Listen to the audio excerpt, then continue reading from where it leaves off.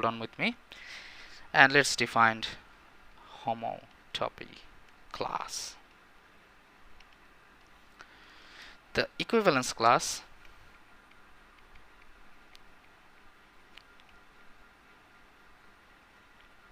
of loops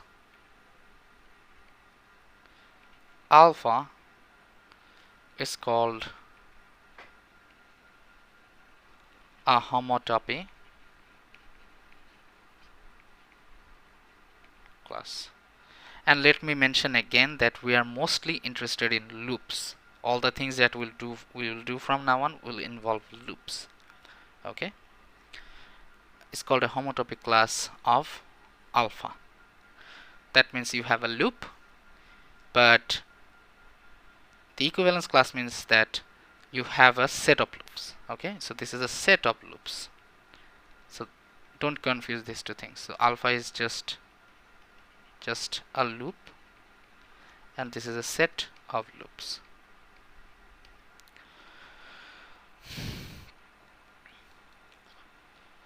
And the product between the loops, or so to say the set of loops, naturally defines the product in the set of homotopy class. So what we mean by that is that if you have alpha and beta, two loops, this product will naturally define a product of alpha and beta.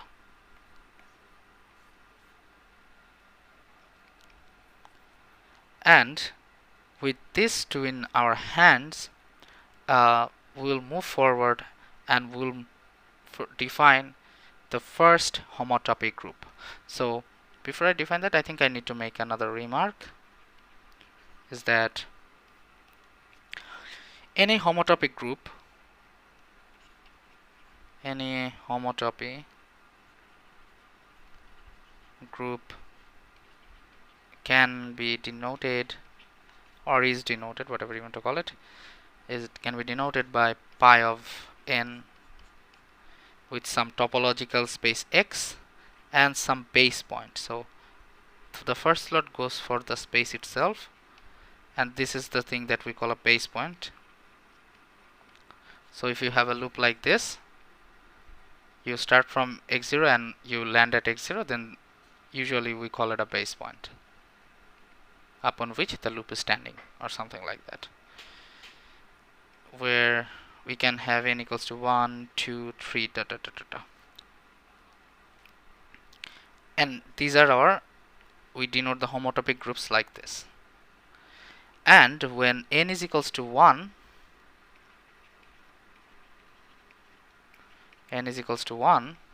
we call it the fundamental group.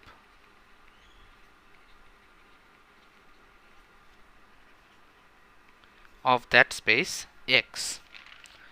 Okay.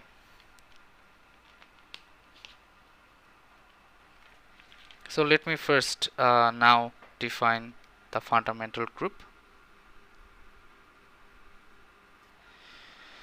So we want to talk about the fundamental group. Definition: let X be a topological space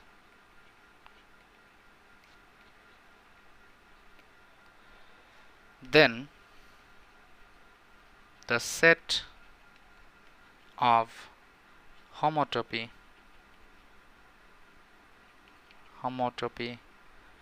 classes of loops at some x0 belongs to capital X is denoted by pi1 of capital X comma x0, and it is called the fundamental group.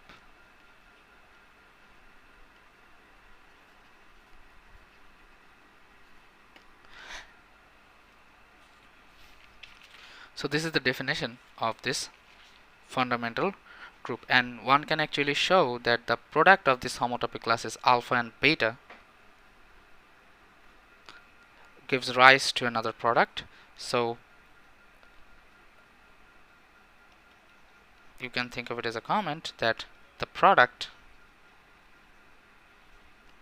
of the homotopy classes, let's say alpha and beta, if you have it like this, you write it like this. And this is the thing that I talked about, that when I said the product between the loops alpha beta naturally induces the product between the equivalence class of loops. That means the set of loops that are equivalent to each other, right? That's what I meant by a natural induction over here, and this is the consequence that we have over here. And one can actually show that the way we defined this thing by 1 and we are calling it a fundamental group is actually a group. So it can be shown, but we do not prove it here. It can be shown that the fundamental group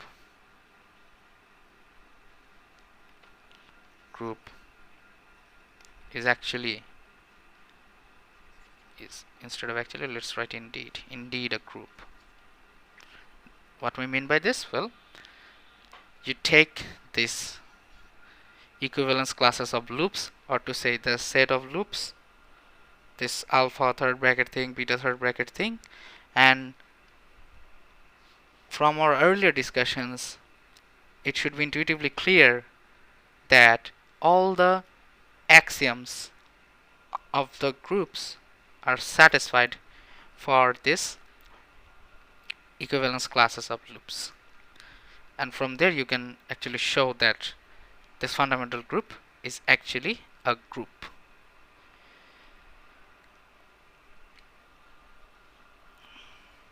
So let me even try to give you a handy or a hand waving proof. The hand waving proof, I'll just use a picture.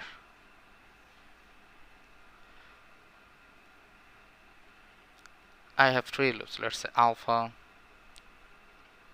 and all these loops are some since I cannot obviously draw equivalence class of loops right now, so I'll just treat them as all the elements are equivalent on set alpha, right? So this is my representative for alpha, this will be my representative for some beta, and this will be my representative for some gamma. And again, let's say this is my base point. So if I accept this product that naturally comes from the product of loops, then from this picture it is intuitively clear, no matter which way you move, your alpha times beta, if you do this first and then you do the gamma, is just simply alpha beta and gamma, right? So if I do alpha beta product thing first, that means I go around alpha first, then I go around beta, and then I go around gamma. I end up at the same point intuitively. Similarly, if I go around beta first and then I go around gamma first and then I go around alpha, it's the same thing. Or if I go around alpha first and then I want to see where I go from by using beta and gamma, I end up at the same point. So associativity is there. The constant loop is the x itself, so let's denote it like this. You can also write it like this as well. Some people even write it as this, but for our purpose now, let's just stick to this notation.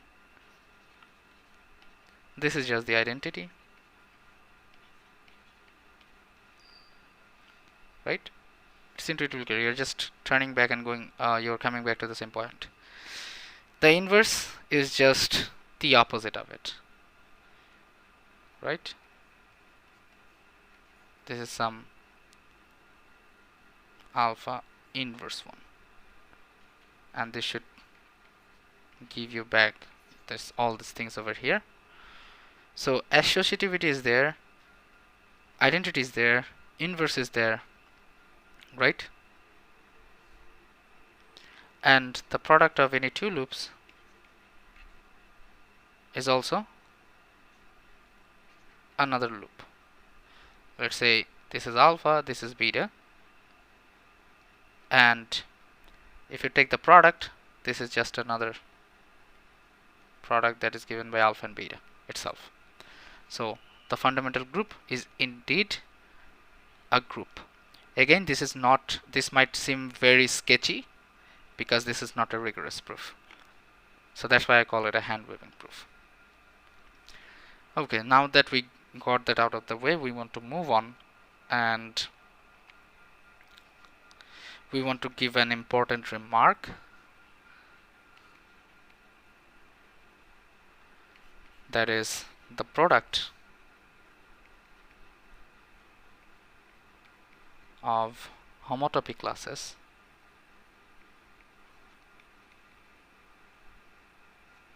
is independent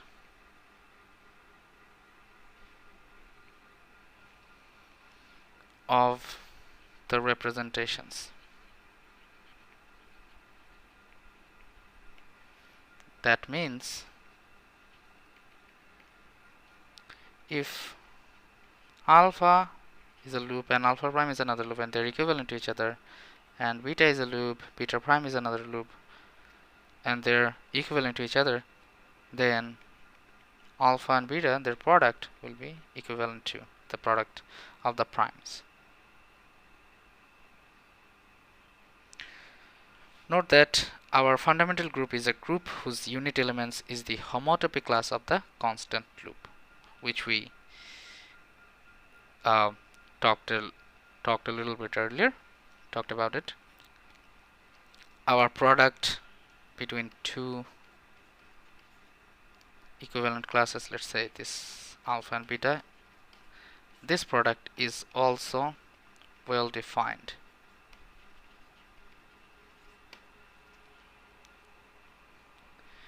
And we gave you a sketchy proof or a hand waving proof that this fundamental group thing, pi1 of x0, is actually a group.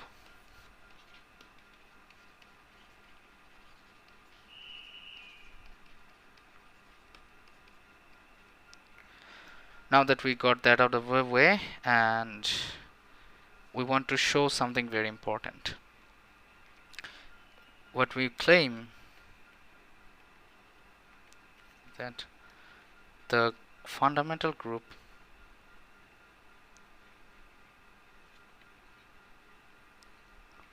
doesn't depend on the base point.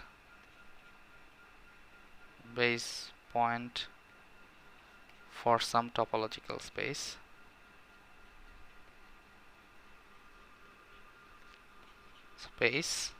X. So what do I mean by that?